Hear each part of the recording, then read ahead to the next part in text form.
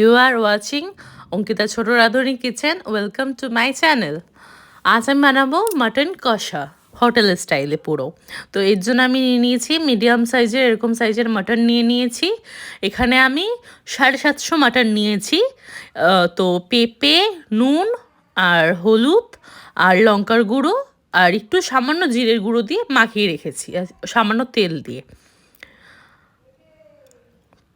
এখানে তেল গরম হতে বসিয়ে দিয়েছি।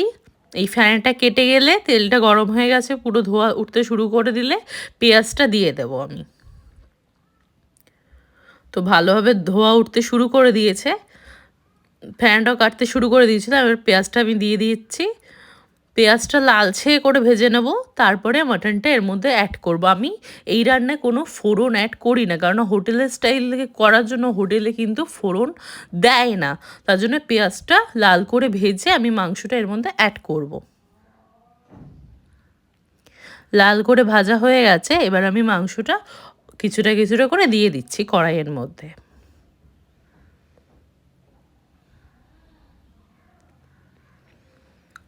এই যে দেখো, হালকা রং ধরতে শুরু করেছে, এই পর্যায়ে দিয়ে দিতে হবে। তো দিয়ে দিচ্ছি আমি মাংসটা।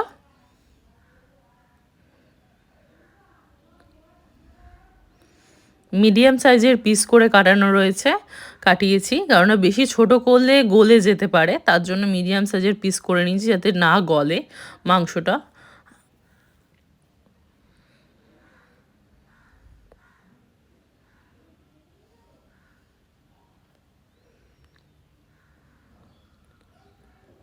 বাসনে যেই মশলাটুকুনো লেগেছিল সেটাও দিয়ে ভালো করে নেড়ে নিচ্ছি, পেঁয়াজের সাথে মিশিয়ে নিচ্ছি।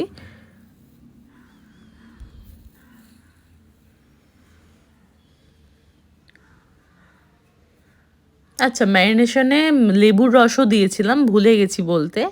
লেবুর রস দেবে, তাহলে মাংসটা বেশি ভালো সফট হয়। পেঁপে দিলে তো এমনিতেই সফট হবে, লেবুর রসটা দিলে একটা টক ভাবটাও আসে, আবার সফটও হয়, ভীষণ ভালো লাগে খেতে। এই যে পেঁপে আরও একটু গ্রেভির জন্য আমি দিয়ে দিচ্ছি পেঁপেটা, তোমার গ্রেটারে গ্রেট করে আমি দিয়ে দিচ্ছি, এই যে ঝিরি করে।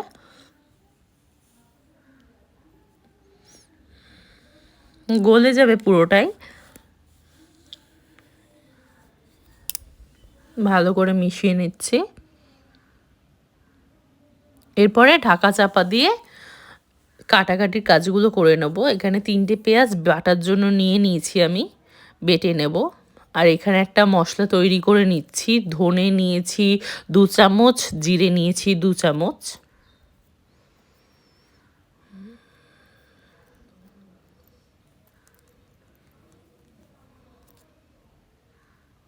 এটা কাঁচাই আমি বেটে নেব। অনেকে খোলায় তেলে বাটে, কিন্তু আমার মনে হয় কাঁচাটা দিলে অনেক ভালো টেস্ট আসে। জল হালকা করে জল দিয়ে ভিজিয়ে রাখবো কিছুক্ষণ। এর মধ্যে আরও মশলা যাবে, গোটা গরম মশলা, দারচিনি, লবঙ্গ, সামরিচ, গোলমরিচ, তারপরে জয়িত্রী, জায়ফল অল্প, তারপরে এলাচ, সব কিছু দিয়ে আমি একসাথে ভিজিয়ে রেখেছি। এটা বেটে নেব একসাথে। তো মাংসটা একটু ভালো করে ঢাকা চাপা দিয়ে দিয়েই করতে হবে পুরো রান্নাটা, যাতে ভালোভাবে সিদ্ধ হয়। পেঁয়াজ বাটাটা এখন দিয়ে দিচ্ছি। 3টে পেঁয়াজ বেটে নিয়েছি ভালো করে। খুব মিহি বাটার দরকার নেই, একটুখানি কম, মানে মিডিয়াম করে বেটে নিলেই হবে। খুব মিহি বাটলে একটু দাঁতে না ঠেকলে ভালো লাগে না ব্যাপারটা।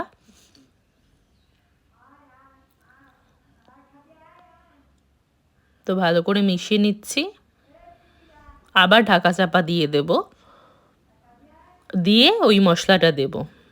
15 মিনিট করে, 15 মিনিট পেঁয়াজ দিয়ে ভেজেছি, তারপর 15 মিনিট বাদে পেঁয়াজের বাটাটা দিয়েছি। এখন একটু লবণ দিয়ে নিচ্ছি, যাতে ভালোভাবে লবণটা ঝোলেও হয়ে যায়। যেহেতু আমি ম্যারিনেশনে লবণ দিয়েছিলাম, সেহেতু ঝোলে লবণ দিয়ে দিচ্ছি, যাতে ভালোভাবে মশলাটাতেও লবণটা খেলে, যাতে খেতে ভালো লাগে। এখানে নিয়ে নিয়েছি রসুন, আদা আর কাঁচা লঙ্কা আর টমেটো একটা, এটাকে বেটে নেব। তো বেটে নিয়েছি। এটাও এখন 15 মিনিট বাদে আবার ঢেলে দিচ্ছি। তোমরা 15 মিনিট বা 15 মিনিট করে আমি ঘুরে আসছি, দেখে বুঝতেই পারছো।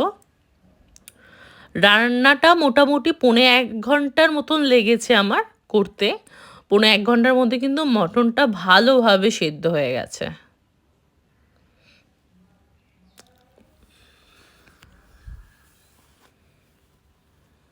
এটা দিয়েও 15 মিনিট ঢাকা দিয়ে যাব আমি, ভালোভাবে ভাজবো।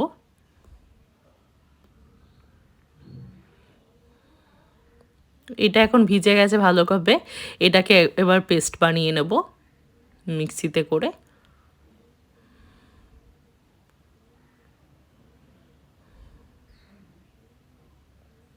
এই যে পেস্ট বানিয়ে নিয়েছি আমি, এইটা এখন 15 মিনিট বাদে আমি দিয়ে দেব।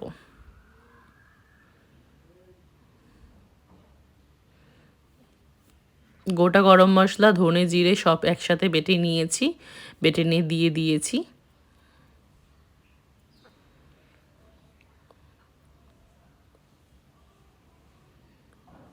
এবার আবারও ঢাকা চাপা দিয়ে হতে দেব আমি। ভালো করে মিশিয়ে নিচ্ছি, মিশিয়ে নিয়ে ঢাকা চাপা দিয়ে আবারও হতে দেব আমি কিছুক্ষণের জন্য। দেখো ফুটতে ভালোভাবে শুরু করে দিয়েছে, কি সুন্দর। মশলাটা ভালোভাবে কষাবো, আর লো ফ্লেমেই পুরো রান্নাটা হবে, তাতে সেদ্ধটা ভালো হয়।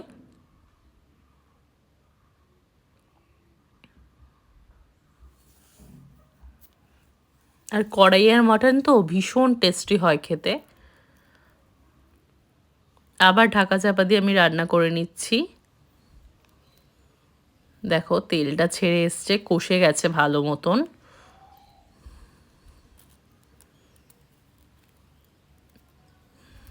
নিচটাও একটু একটু ধরে যাচ্ছিল, তো আমি ভালো করে নেড়ে চেড়ে দিচ্ছিলাম। মাঝে মাঝে নেড়ে চেড়ে না দিলে নিচটা ধরে যাওয়ার ভয় থাকে, যেহেতু এই রান্নাটায় পুরো বাটা মশলা দিয়ে রান্নাটা হচ্ছে, নিচটা ধরে যাওয়ার চান্স বেশি থাকে।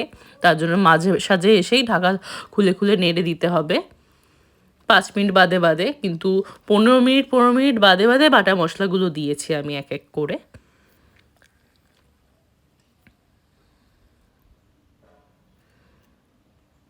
দেখো পুরো রেডি হয়ে গেছে মাটন কষা। দেখছো নিচটা কতটা লেগে গেছে।